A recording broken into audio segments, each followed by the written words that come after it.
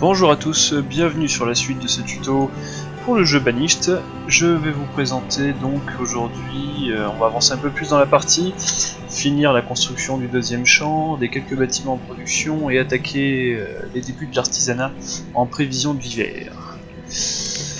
Nous poursuivons donc la partie, nous en étions arrêtés la dernière fois avec la demande de priorisation de construction sur ce champ, afin que nous puissions augmenter la production pour cet hiver et éventuellement débuter la production sur ce champ. Donc je vais diminuer un peu la vitesse de partie. Si on regarde là-haut, nous sommes encore en early summer, c'est en début de l'été donc. Le seul souci qui va vite arriver, c'est qu'on se rend pas compte que l'hiver arrive très vite. Il suffit d'un petit incident climatique et comment dire, la neige va commencer à tomber dès fin automne. Si la neige tombe fin automne, en général le champ ne sera pas récolté. Là ça sert à rien de commencer celui-ci à le planter. Ce qui va se passer, c'est que dès qu'il sera terminé, nous allons le désactiver afin de pouvoir le réactiver en début d'année prochaine. Donc voilà.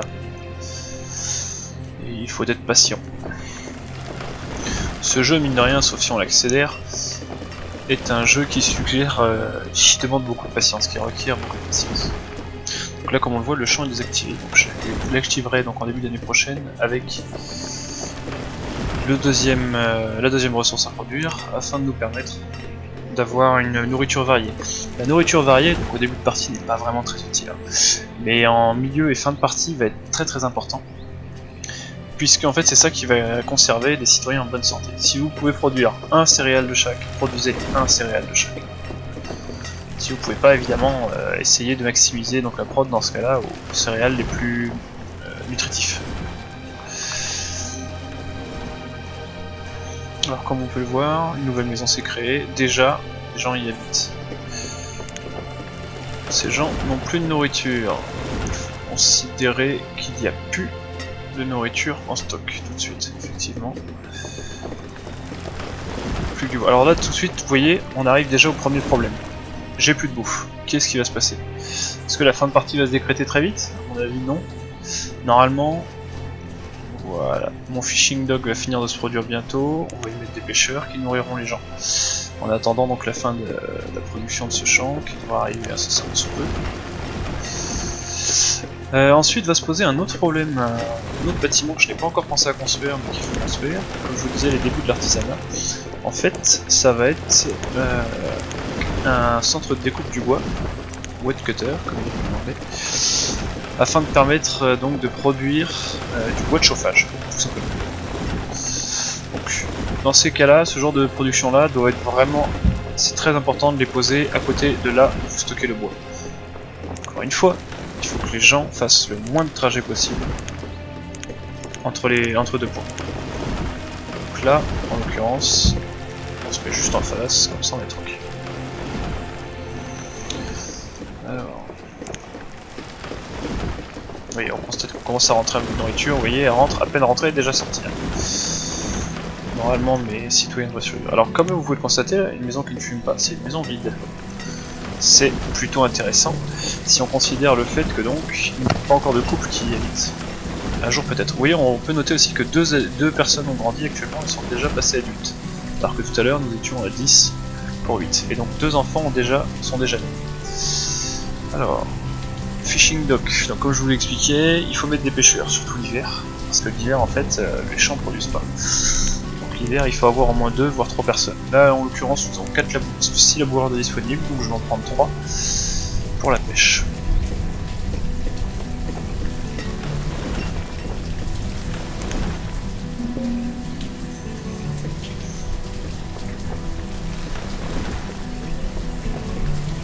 Voilà, ce qui arrive au début, si vous faites pas attention, vous voyez, mes deux adultes que j'avais de côté là, à mon avis, ils sont en mauvaise patte. Très mauvaise passe, ouais, les deux sont morts. C'était prévisible. Bon, ce qu'il y a de bien, c'est qu'en fait, à chaque fois que quelqu'un meurt, il y a quelqu'un d'autre qui prend sa place. Donc là-dessus, au moins, vous êtes tranquille, vous êtes sûr qu'il y aura toujours quelqu'un pour faire le travail. Si vous avez des laboureurs de disponibles, évidemment. Si vous n'avez plus de laboureurs, effectivement, là, vous êtes un peu au caca.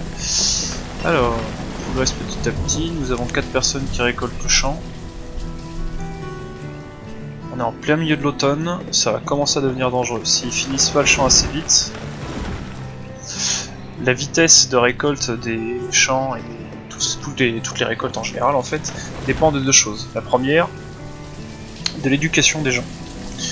L'éducation des gens. Pour l'instant, aucun de mes civils n'est éduqué. Plus tard, je mettrai des écoles en place afin que justement ils soient éduqués. Ça dépend de l'éducation, mais aussi des outils, comme on disait tout à l'heure. Si on n'a pas d'outils, on produit moins vite. On produit moins vite, les champs se récoltent plus vite. Et on perd les champs, on perd. Vraiment, il y a 2-3 choses qui sont très importantes. Comme c'est les champs sont vraiment la source de nourriture principale. Pour moi, en tout cas, il faut absolument avoir donc les outils et l'enseignement nécessaire afin que les gens produisent vite. Vous voyez, j'avais demandé à ce qu'on défriche la zone à côté. Ça se fait petit à petit. Pendant ce temps-là. Donc là, le champ est disponible.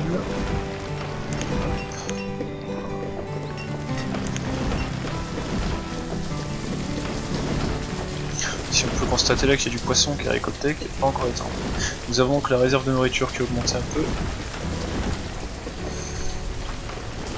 Un bâtiment qui n'a pas été encore produit, il serait bien que ça avance un peu plus. Pourquoi faut que ça avance? Parce que si l'hiver les gens n'ont rien pour se réchauffer, alors déjà ils sortent moins, ils passent moins de temps dehors. Et ensuite ils finissent par mourir de froid.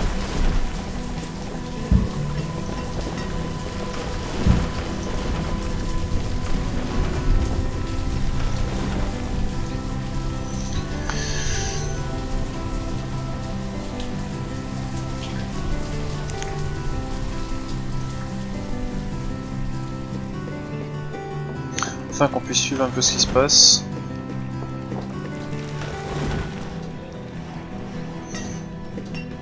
Vraiment tous ces petits trucs en affichage là sont très importants. Plus tard, en milieu de partie, on va créer un hôtel de ville qui va rassembler une bonne part de tout ça. Dans ce cas là on aura moins de soucis à se faire. Mais au début vraiment il faut avoir tout ça. Alors nous n'avons pas de personne pour couper le bois, nous allons désigner une nouvelle. Comme on peut voir, 2 personnes en droite. Voilà. L'hiver arrive, donc là si mon champ n'avait pas été récolté, il aurait vite pourri sur pied et on aurait perdu toutes les ressources dessus. Comme vous pouvez le constater, les gens sortent moins déjà, hein. Tout de suite il y en a beaucoup plus qui passent de temps à la maison.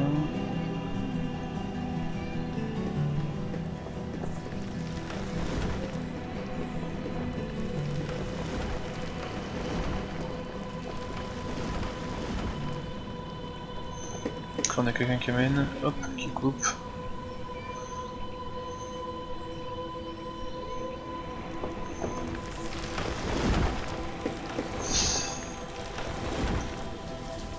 Notre petit citoyen, Frona,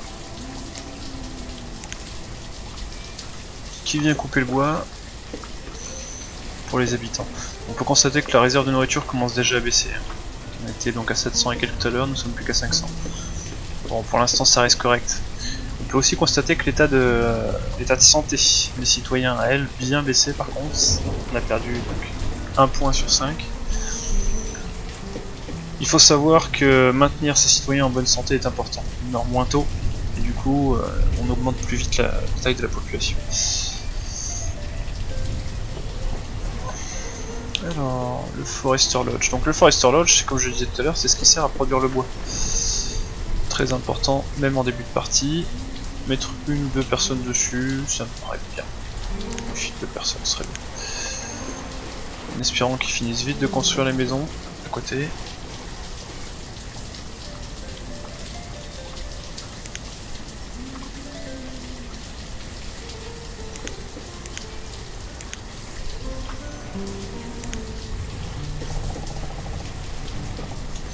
Comme je vous le disais l'autre fois, afin d'augmenter la surface de production des arbres et autres, il faut récolter tout ce qu'il y a autour, à la place des arbres. Nous en l'occurrence on va récupérer la pierre et le fer. Les 2 matériaux vont me servir assez vite. La pierre afin de produire et d'améliorer mes bâtiments. Certains de mes bâtiments, notamment les maisons. On peut constater qu'au début c'est des maisons en bois, mais il peut être vite intéressant de les améliorer en pierre. Pourquoi? Parce qu'on consommera moins de bois de chauffage, tout simplement. Et on pourra stocker plus de bouffe, et éventuellement quelques occupants de plus.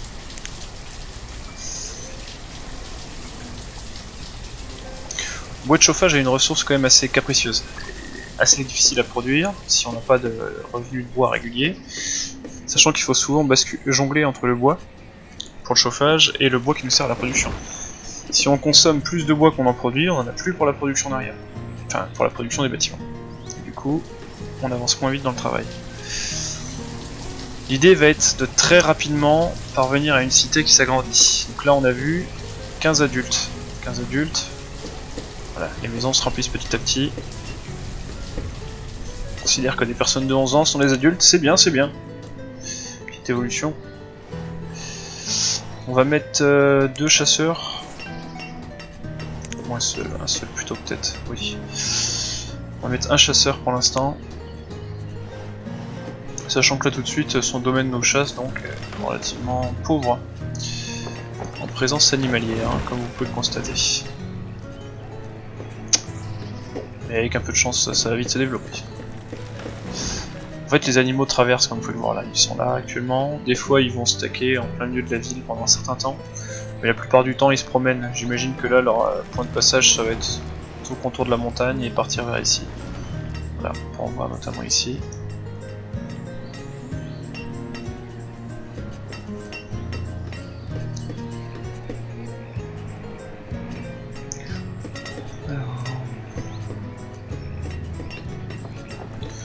Donc là, c'est les débuts de l'été.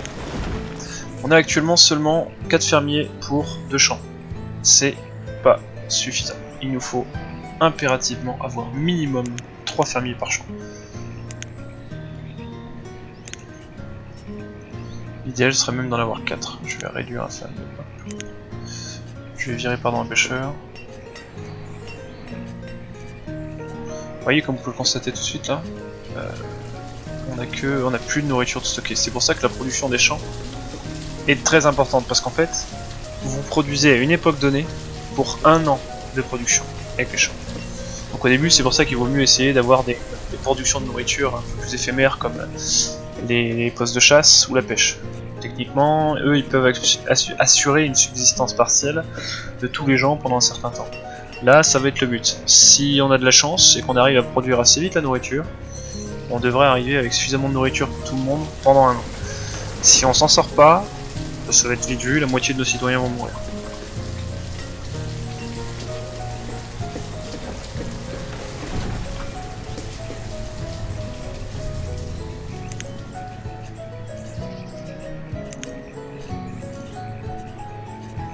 Vous voyez, on commence déjà à avoir des problèmes de nourriture. Du bois pour le feu, il en a, mais ça se mange pas, malheureusement. 57% et 46%.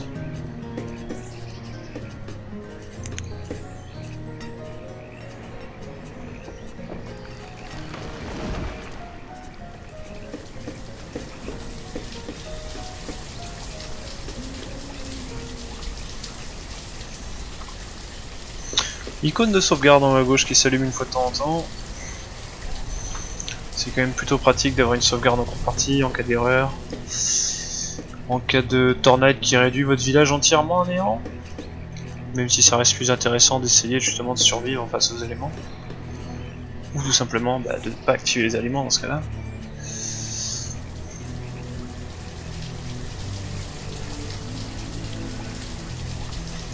Ça arrive, vous voyez, on jongle vraiment à la limite avec la nourriture. Moi j'ai pas de nourriture depuis longtemps là-bas, à mon avis, mon chasseur va pas faire long feu. Enfin qui sait. Peut-être qu'il va s'en sortir. Donc nous avons atteint la production maximum de bois pour le feu. Étant donné que nous avons 15 coupes, garder 200 ça me paraît bien, étant voilà, ce qui me permet de garder donc 210. Éventuellement on va monter de 50, allez.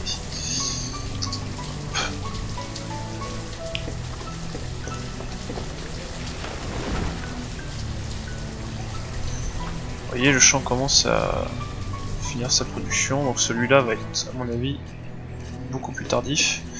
Celui-ci devrait être bientôt prêt, ce qui va nous permettre peut-être donc de...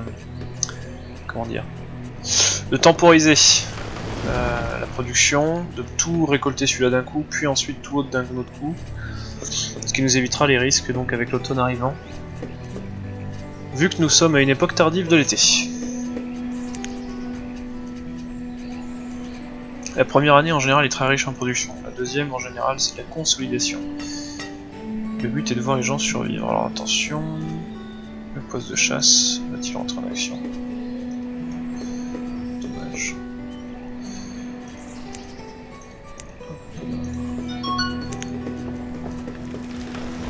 Notre chasseur qui a faim. Donc là ça nous indique tout ce qui ne va pas. Donc là notre chasseur a faim, n'a rien eu à manger depuis un bout de temps. Techniquement, il va pas tarder à mourir. Bon mais là on va rentrer un peu de nourriture. Bon, trop tard. On rentre un peu de nourriture mais ça aura pas suffi à le sauver. Malheureusement. Ne pas hésiter, hein, si vous jouez en partie dans ces ralentis, à déplacer les personnes d'une production à une autre. Là en l'occurrence, je pense que je vais mettre un chasseur de plus.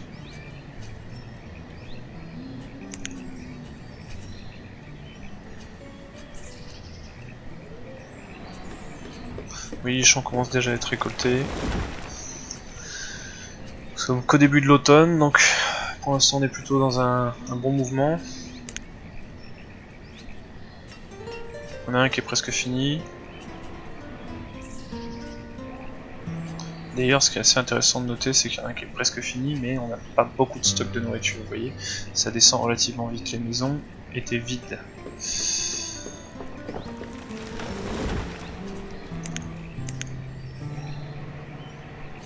Alors, je viens de voir que j'ai viré un interface de production, celui des citoyens, voilà.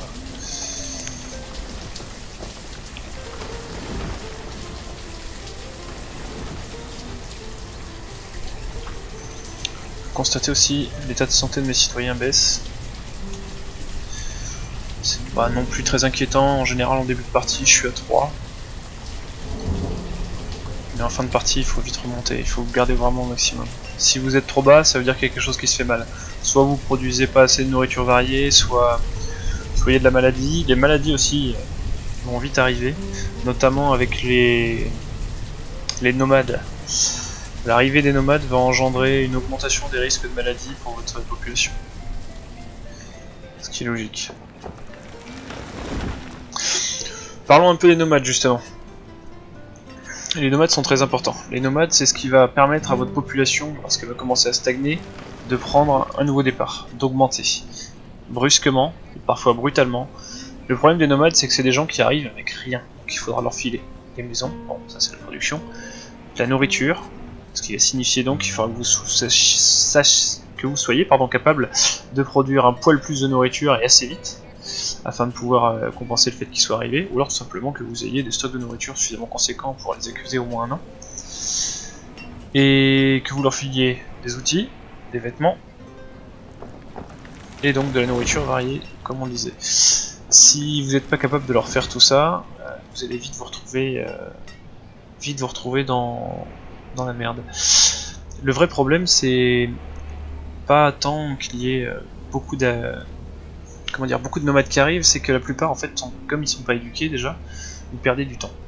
Ensuite, il y a autre chose à prendre en compte, c'est que ces gens-là arrivent en général assez nombreux, mais avec des familles.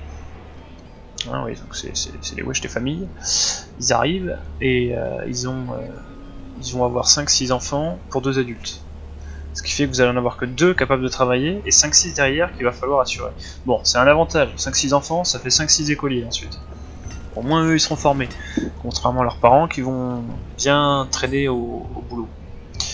Mais bon, on progresse comme on peut. Voilà, on remet en place ce woodcutter parce que c'est l'hiver et ça a bien descendu. Vous voyez, on a augmenté la production de nourriture, on est passé à 2000 par rapport aux 700 de tout à l'heure. Techniquement, on devrait tenir le coup cet hiver sans trop de problème. J'ai suffisamment de maisons pour accueillir 1, 2, 3, 4, 5, 6, 7, 8, 9, 10, 11 couples. Nous avons actuellement 15 adultes, donc largement moins d'11 couples. Techniquement, ça devrait le faire. On devrait vite pouvoir augmenter un peu la population.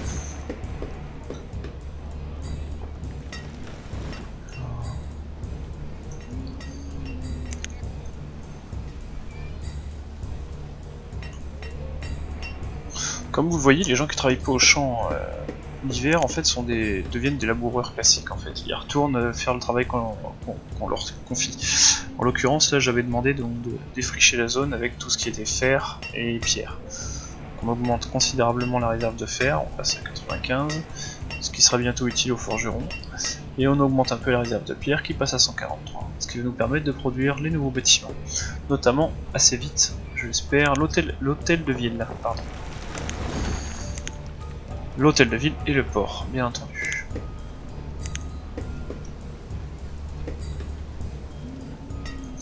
L'hôtel de ville qui nécessite 124 de pierre, plus 48 de fer. Bon, 48 de fer au début pour nous c'est pas énorme. C'est les 124 de pierre qui vont être très durs à trouver. Là en l'occurrence on les a.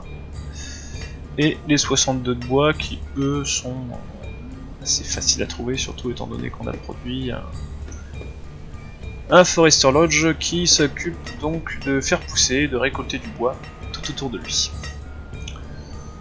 Donc l'hôtel de ville, je pense qu'on va essayer de le placer là où il y a de la place. Alors l'hôtel de ville, il n'y a personne qui travaille dedans, il n'y a personne qui vit dedans. Vous pouvez le placer vraiment où vous voulez. Si vous décidez de le placer sur un coin de la map, il n'y a pas de souci. Juste savoir que donc, les gens vont devoir aller le construire quand même, donc ça va faire du travail. En l'occurrence, je pense que le placer par ici ne posera aucun souci. Bien, nous lançons sa construction. Et c'est la fin de cet épisode. On reprend le prochain épisode très bientôt. Je vous remercie, au revoir.